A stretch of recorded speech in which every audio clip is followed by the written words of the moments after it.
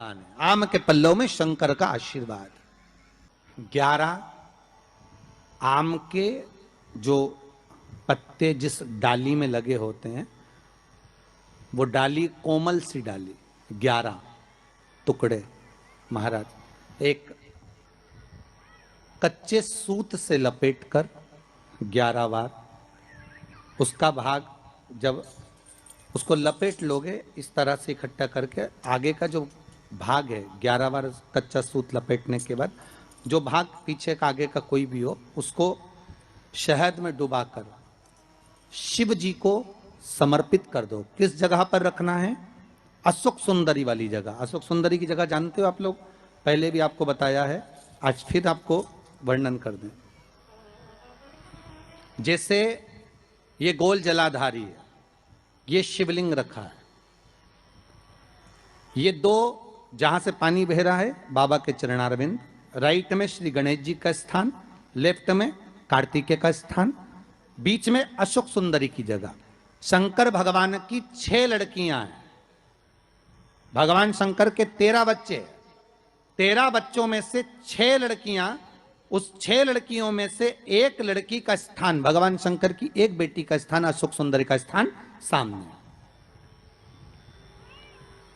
पद्म पुराण में स्पष्ट किया। ये स्थान अशोक सुंदरी का। शंकर भगवान की जलाधारी में पार्वती जी का हस्त कमल, ऊपर से जो एक एक बूंद पानी गिरता है, ये शंकर भगवान की 5 लड़कियों का स्थान है। जया, विषहरा, सामरी बारी, दौतली और देव। शंकर भगवान की 5 लड़कियां भगवान शंकर के मस्तक पे जल की धार गिरा रही हैं। बीच में जो अशोक सुंदरी का स्थान है महाराज, उस जगह पर शहद का मुख, जो शहद आपने भिंगोया है, उस शहद का मुख शंकर जी की ओर कर कर इसी चैत्र के महीने में, इन्हीं नवरात्रि में शंकर भगवान के उस अशोक सुंदरी की जगह पर शहद का भाग शिव जी की ओर रख दें। महाराज अगर घर में संपदा की कमी हो या कोई पैसा खा गया हो, रुपया नहीं दे रहा हो, पैसा अटक गया हो, तो उस शहद को शिव जी की ओर मुख कर कर उस आम के पल्लव की जो डंडी है उसको 11 डंडी को वहां रख दीजिए और उससे अपनी कामना कर कर आ जाइए। हो सके उस शहद में से थोड़ा सा शहद किसी रुमाल पर, किसी कपड़े में लगाकर उसको रख लीजिए। जिस व्यक्ति से पैसे लेना है, जिस व्यक्ति से पैसे मांग रहे हो, उससे एक बार जाकर मिल लीजिए, एक बार उसको खबर कर दीजिए। बाबा चाहेगा भोलेनाथ तो नवरात्रि में ही पैसा वापिस आ जाएगा, अगर शिव कृपा कर दे। ये बाबा की करुणा। आम का पल्लव कोई साधारण नहीं जिसको कलश के ऊपर रखा जाता है, शिव की कृपा। जिस आम के पेड़ पर स्वयं कामदेव चढ़कर भगवान शंकर के तीसरे नेत्र द्वारा जलकर भस्म हो जाते हैं, वो आम का पेड़ साधारण नहीं हो सकता,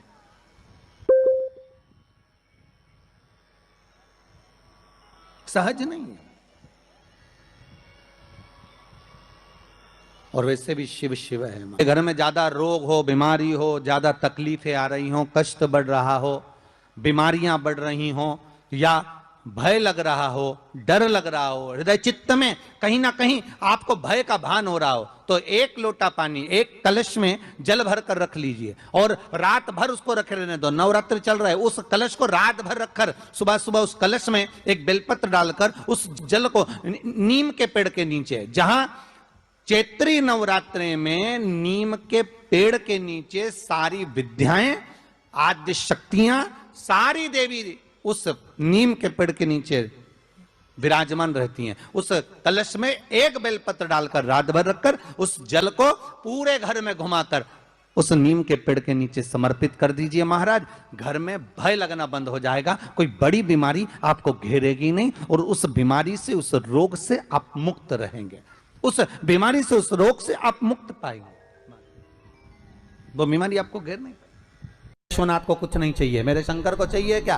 अगर आपके जीवन में ऐसा लगे कि बहुत बड़ी बीमारी आ गई और आपके घर का व्यक्ति वेंटिलेटर पर पड़ा हुआ है, तो शमी के वृक्ष के फूल ले आओ 7, और शमी के वृक्ष के 7 फूल लाकर एक एक फूल शंकर भगवान को श्री शिवाय नमस्तुभ्यम कहकर उस व्यक्ति के लिए जो पड़ा हुआ है, अंतिम सांसें गिन रहा है, जिसको अटैक आ गया, अंतिम सांसों में जो गिन रहा है, उसके नाम से भगवान शंकर पर चढ़ाना प्रारंभ कर दो। मात्र 7 पुष्प उस शमी के वृक्ष के 7 पुत्र, 7 पुष्प आप शिव को समर्पित करिए, उसका नाम और गोत्र बोलकर, और भगवान शंकर का मूल मंत्र श्री शिवाय जम के बोलिए, श्री शिवाय नमस्तुभ्यम बोलकर एक एक शमी का फूल शंकर पर चढ़ाना प्रारंभ कर दो।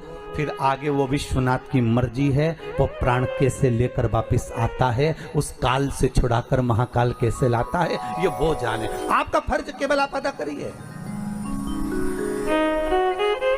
जब अंत में डॉक्टर भी हार जाते हैं, जब अंत में डॉक्टर भी कह देते हैं कि अब हमारे बस का नहीं है, अब तो उस परमात्मा के हाथ में, मतलब डॉक्टर को भी मालूम है कि एक और डॉक्टर बैठा हुआ है, एक डॉक्टर और है, वो बस वो थोड़ा सा दूर तो रहता है पर करीब भी बहुत है। कई लोग कहते हैं गुरुजी वो कैलाश पर रहता है बहुत, तो उनको बुलाएंगे तो आएंगे। हमने कहा कैलाश पर तो रहता ही नहीं है, जहाँ भक्त है वहाँ भगवान, वो दूर तो रहता ही नहीं। आप तो बस केवल उसको बुलाने का प्रयास करिए, आप दिल से बस उसको हाजिर, वो दिल से बुलाओ तो उसको।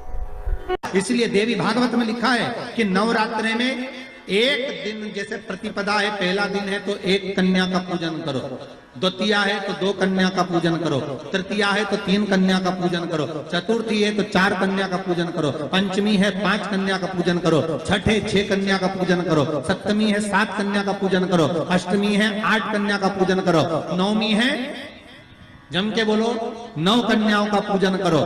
और अगर इस तरह से आप पूजन नहीं कर सकते नवरात्रि में, तो 9 कन्याओं का पूजन एक साथ, या तो अष्टमी के दिन या नवमी के दिन कर दो, या मध्य में, बीच में भी आप कर सकते हो एक साथ। पर अगर आपकी कोई कामना है, आपकी कोई इच्छा है, मालूम पड़े, जैसे कई लोग कहते हैं कि हमारी इच्छा है, हमारी वो मकान नहीं बिक रहा, या हमारी वो जमीन नहीं खरीदी जा रही, या हमारी कोई कंपनी नहीं डल रही, या हमारे काम में ये अड़चन आ रही है, तो नवरात्रि में, 4 नवरात्रि में से किसी भी नवरात्रि में आप नियम बना लो कि एक कलश की स्थापना कर कर एक दिन में एक कन्या का पूजन कर कर उसको भोजन कराना, लाल वस्त्र देना, लाल चुनरी देना, दूसरे दिन में 2 कन्याओं का पूजन कर कर लाल वस्त्र ओढ़ाना, लाल चुनरी देना, तीसरे दिन में 3, चौथे दिन में 4, 5वें दिन में 5, ऐसे 7-9 दिन तक एक एक कन्याओं के क्रम को बढ़ाते बढ़ाते बढ़ाते बढ़ाते आप उस पूजन का विधान प्रबल कर सकते। क्या मैं नवरात्रि में, अगर मान लो कोई साधना करना हो तो कौन सी साधना करना चाहिए, हम किसकी आराधना करें, हम 9 दिन तक किसकी साधना करें? तो अगर बन सके तो देवी भागवत में सबसे सुंदर साधना यही है कि हम एक दिन में एक कन्या के चरण धोकर पूजन कर कर उस कन्या को भोजन कराकर उसका स्मरण करें।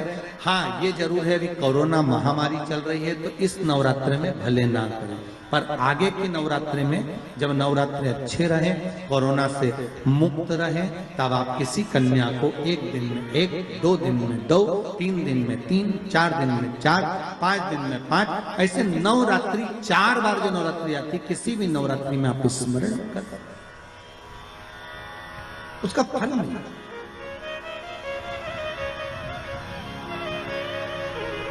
उसका फल होगा।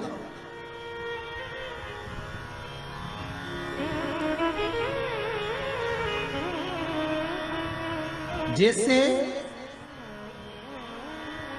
बेलपत्री का किया गया दान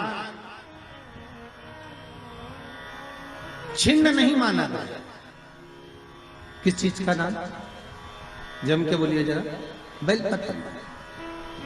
बेलपत्री का किया गया दान छिन्न दान नहीं है, समाप्ति नहीं होती। बेलपत्री, अगर आपने कोई आपसे कहा जी जी तुम्हारे यहाँ बेलपत्री लगी है, जरा 8-10 दे दोगी क्या? बिल्कुल। और उससे कहो बेलपत्र तू मत तोड़, हम तोड़ कर देते, और अपने हाथ से बेलपत्र निकालकर उसको दो दान। ये छिन्न दान नहीं है, ये समाप्त नहीं होता। ये बेलपत्र का दान अविरल दान बढ़ता है।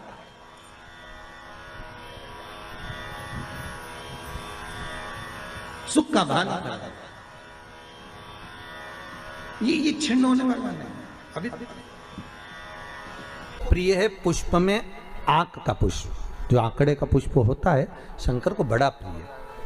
और दूसरे नंबर पर शंकर को प्रिय है शमी का पुष्प, बहुत ध्यान देना महाराज। तीसरे नंबर पर शंकर को प्रिय है महाराज सरसों का पुष्प। सरसों होती है ना, जो राई अपन बोते हैं, सरसों बोते हैं, उसमें पीले कलर का जो पुष्प लगता है। हमारा तो निवेदन रहता है जब तक सरसों आए तो प्रयास करा करो कि सरसों के 108 पुष्प शंकर भगवान पर चढ़ाना प्रारंभ कर दो। महाराज, ये पक्का है कि वर्ष भर कोई बड़ी बीमारी आपको घेर नहीं सकती अगर सरसों के फूल शिव को चढ़ रहे हैं तो।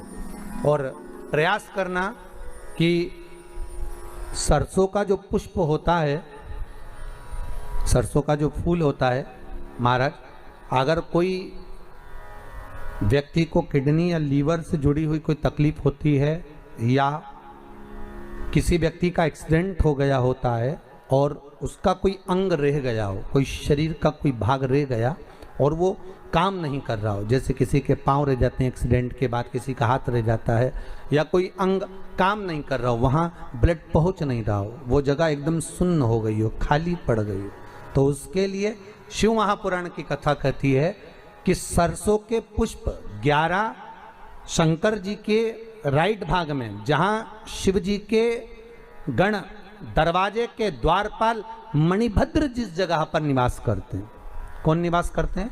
मणिभद्र। शंकर जी के दरवाजे के द्वारपाल हैं मणिभद्र जी। तो मणिभद्र दरवाजे के द्वारपाल में राइट भाग में मणिभद्र जी विराजते हैं। मतलब राइट भाग कौन सा हुआ? जब आप मंदिर से बाहर निकलेंगे तो राइट भाग, मंदिर में प्रवेश करेंगे जब राइट नहीं होना चाहिए, आप मंदिर से जब जाएं तो राइट भाग। मतलब आप मंदिर से राइट से जाएंगे तो शंकर जी का भी राइट हो जाएगा, क्योंकि शिव जी ऐसे बैठे हैं तो शंकर जी का भी राइट हो गया, देवता उनका भी राइट हो गया, तो राइट भाग सीधा हाथ मणिभद्र जी का स्थान। 11 सरसों के पुष्प मणिभद्र के उस द्वार पर आप रख दीजिए और मणिभद्र के द्वार पर रखकर अंदर जाकर 108 वापिस जब आप बाहर निकल रहे हैं, ये पुष्प आप रखने के बाद एक बार बाहर जाएंगे, फिर वापिस आएंगे मणिभद्र के रखने के बाद, और अंदर जाकर 108 सरसों के पुष्प शंकर को समर्पित करेंगे महाराज। उस सरसों के पुष्प जो शिव जी को आप समर्पित कर रहे हैं उसको वापिस लेकर आएंगे, श्री शिवाय नमस्तुभ्यम बोलकर उस सरसों के पुष्प को महाराज सरसों के तेल की बोतल में उसको डाल लीजिए। शंकर भगवान को किसी भी प्रदोष में, शाम के समय प्रदोष काल में उस तेल को वापस ले जाकर चढ़ा दीजिए शिव जी को, उसको वापस लेकर आ जाइए। उस तेल का प्रयोग आप नाभि में डालिए और जो शरीर काम नहीं कर रहा उस स्थान पर कम से कम 15 दिन 20 दिन तक उसकी मालिश करना प्रारंभ करिए। बाबा चाहेगा तो चलाने का प्रयास कर देगा और वो अंग, वो शरीर काम करने लगेगा। मणिभद्र का स्मरण, श्री शिवाय नमस्तुभ्यम, सब बोलिए एक बार जमकर, श्री, अरे पहले बोल दिया, हमारे साथ तो बोलो, श्री शिवाय नमस्तुभ्यम। भगवान शिव के मंत्र का स्मरण कर कर करते सरसों का जो पुष्प है उसमें आनंद की अनुभूति है, आनंद के मंत्र।